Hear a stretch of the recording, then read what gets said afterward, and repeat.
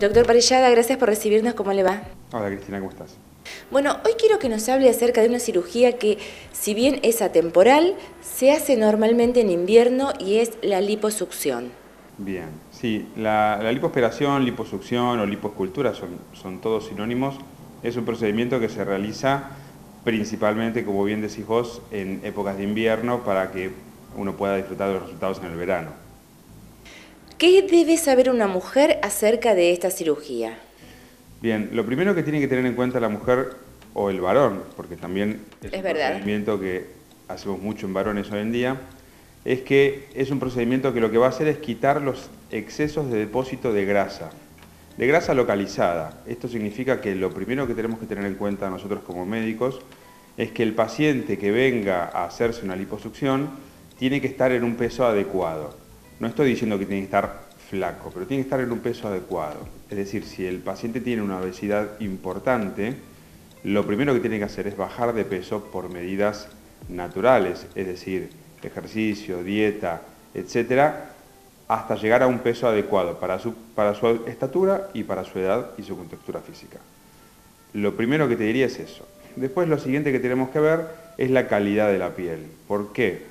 Porque la liposucción, si bien va a remover los depósitos de grasa localizada, tenemos que tener en cuenta que al quitar esa grasa, muchas veces la piel, si la piel no es de buena calidad, o si la piel tiene estrías, o ya está estirada, por ejemplo, con los embarazos, muchas veces esa piel no va a retraer, ¿sí?, y a adecuarse a la nueva figura.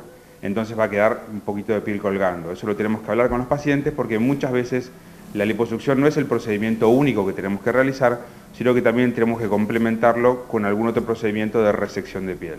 ¿Esta lipoaspiración o lipoescultura sirve para bajar de peso? No. Pregunta clave, re importante y categórica de respuesta. No, de ninguna manera.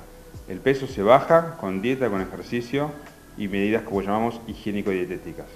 La lipoaspiración es, vos imagínate un escultor, una escultura y acá hay una cosita, acá hay una cosita, acá hay una cosita, y de los últimos retoques, eso es la lipoaspiración. Uno puede, por supuesto, sacar bastante volumen de grasa, pero siempre en áreas localizadas, no es para bajar de peso. Cuando se saca esa cantidad de grasa localizada, ¿se puede reubicar? Sí, por supuesto, está muy de moda hoy en día y muy en boga científicamente también, el reutilizar esa grasa como tejido de relleno en algunas áreas que uno pueda necesitar, tanto por una secuela de un accidente o de alguna cosa similar, o por razones estéticas. Por razones estéticas, el lugar número uno donde se utiliza siempre es en la zona glútea, pero también puede utilizarse en la cara, puede usarse también en parte en la mama, y ahí sí es donde viene la parte reconstructiva. Muchas mujeres tuvieron alguna cirugía mamaria, no hablo tanto de mastectomía, sino de cirugía conservadora, es decir, de sacar pequeños tumores que quedan como pocitos. Eso se puede rellenar también con grasa que uno saca en una lipoaspiración. Y al colocar en glúteos da una forma mucho más perfecta al cuerpo, ¿verdad? Al utilizar la lipotransferencia, que es lo que llamamos al sacar la grasa de un lado y colocarla en otro, lo que hacemos es otorgar un equilibrio, un balance entre lo que tenemos en la parte superior y en la parte inferior. Entonces no es tanto una cuestión de meter grasa para dar volumen, volumen y volumen, y que quede algo desproporcionado, sino que la idea es justamente dar la grasa suficiente o dar el volumen suficiente para que quede una linda forma en armonía con el resto del cuerpo. Se supone que a la grasa esa se le hace un proceso para luego ser colocada en otro lugar. Sí, lo que se le hace a la grasa, si bien hay un montón de técnicas que están en uso actualmente, no hay ninguna que haya demostrado más eficacia que otra. Lo que se utiliza generalmente es dejar decantar la grasa, es decir, que la grasa por sí sola se separe de los restos celulares que quedan de la lipoaspiración y de los líquidos que uno inyecta en la lipoaspiración, y todo ese tejido uno después lo inyecta en la zona receptora, como le decimos, a donde uno lo va a injertar. ¿Esta grasa que se pone en los glúteos reemplaza un implante glúteo? Sí y no.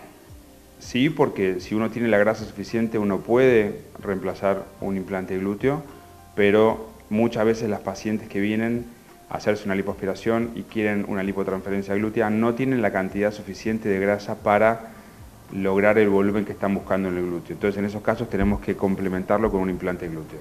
Muchas veces se usan las dos cosas, implante glúteo y grasa. ¿Todo se hace en la misma cirugía? Se puede hacer en la misma cirugía todo, sí, por supuesto. ¿Y en la cara qué zona se puede reimplantar esta grasa? En la cara se utiliza más que nada en la zona malar, en esta zona de acá, y en la zona de los surcos nasogenianos.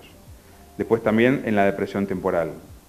En esas son las zonas donde se utiliza la lipotransferencia. ¿Cómo es la recuperación del paciente luego de una lipo? Después de la lipoaspiración, el paciente tiene una recuperación de más o menos 3 semanas, que uno tiene que estar con fajas compresivas, dependiendo del lugar donde uno haya obtenido la grasa. Por ejemplo, si es en la zona de los muslos o de las rodillas, con una calza; si es en la zona abdominal, con unas fajas abdominales; si es en la zona torácica, hay unas fajas especiales para el tórax; de los brazos. Uno puede lipoaspirar prácticamente cualquier parte del cuerpo, y uno tiene que tener una compresión durante 3 semanas de esa zona. ¿Y el reposo? El reposo es relativo. Nosotros siempre hablamos de reposo relativo y no de reposo absoluto. Es decir, el paciente no tiene que estar tirado en la cama sin moverse, porque eso es mucho más peligroso y es mucho peor para cualquier tipo de cirugía hoy en día, ya sea plástica o no plástica, que estar en movimiento. Entonces el paciente tiene que estar en un reposo relativo, es decir, no tiene que hacer actividad física, no tiene que hacer actividades que lo agoten físicamente, pero sí tiene que estar moviéndose. ¿Y en cuánto tiempo vuelve a sus actividades normales? Más o menos en una semana, 10 días puede volver al trabajo, dependiendo por supuesto del tipo de trabajo que tenga, y en un mes para hacer actividad física sin ningún problema. Doctor Parellada, muchas gracias. A ustedes.